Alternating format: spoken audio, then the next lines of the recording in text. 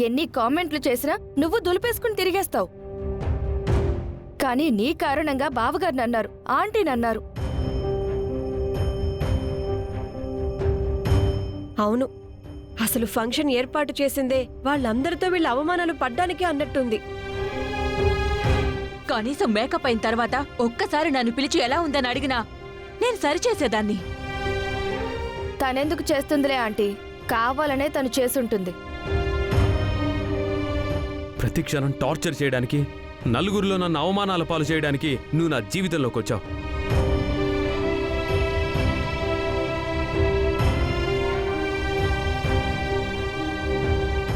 నువ్వెందుకు ఏడుస్తున్నావు?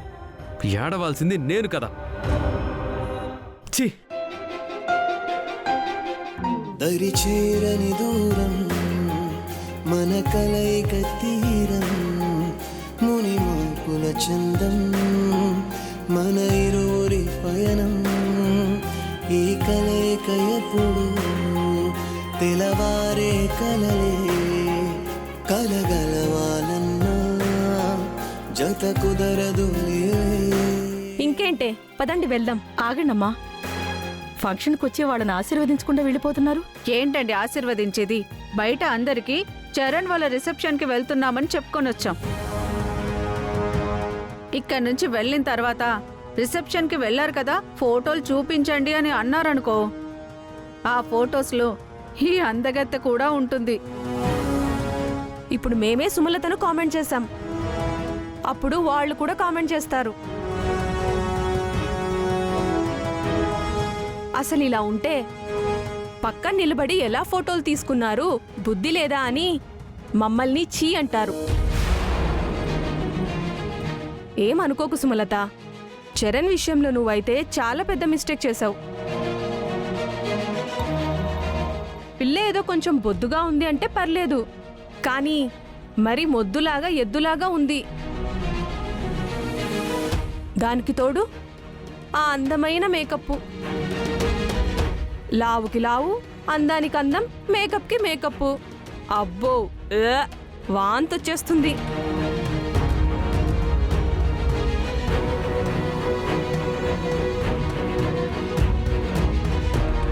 పదండే వెళ్దాం.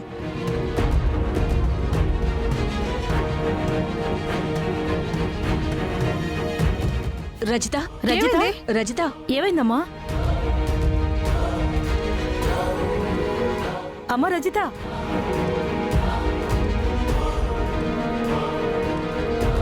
సడన్ గా ఇలా పడిపోయిందేంటి? తనకి ప్రాబ్లం ఉందండి, ఒక్కోసారి బ్రీతింగ్ అందదు. రజిత, రజిత, చంటి, అర్జెంటుగా డాక్టర్ గారికి ఫోన్ చేయి.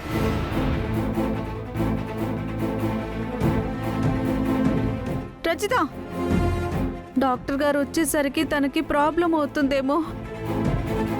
ఎవరైనా ఏదైనా చేయండి. ఏం చేయడానికైనా మనం ఏమైనా డాక్టర్స్వా? డాక్టర్ గారు వచ్చేలోపు మనం ఏం చేయగలం? తప్పకండి, తప్పకండి, తప్పకండి. గాలి ఆడనివ్వండి, కొంచెం దూరం జరగండి. ఏయ్, నీకేం తెలుసనే నువ్వు దగ్గరికి వెళ్తున్నావు? డాక్టర్ వచ్చే వరకు ఆవిడ అలాగే ఏం చేయకుండా వదిలేస్తే ఆవిడకి బ్రీత్ అందకపోతే ఆవిడ ప్రాణాలకే ప్రమాదం. ముందు ప్రాథమిక చికిత్స చేద్దాం. ఇలాంటి సమయంలో ఏం చేయాలో నాకు తెలుసు.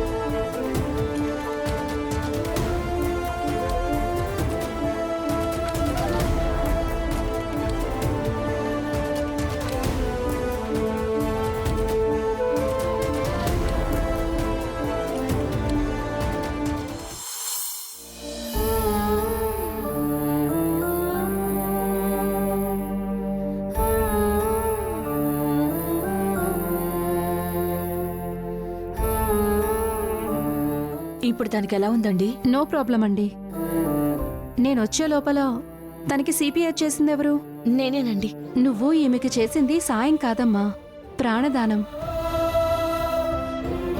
చనిపోవలసిన తనని తిరిగి బ్రతికించావు.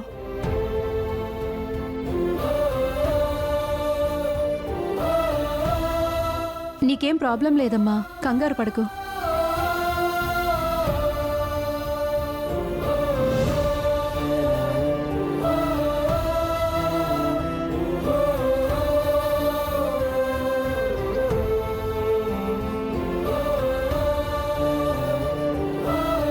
నన్ను క్షమిస్తావా అమ్మా? అయ్యో, ఏంటండి అలా మాట్లాడుతున్నారు? లేదమ్మా, తప్పుని తప్పు అని ఒప్పుకోకపోవడం అన్నిటికంటే పెద్ద తప్పు.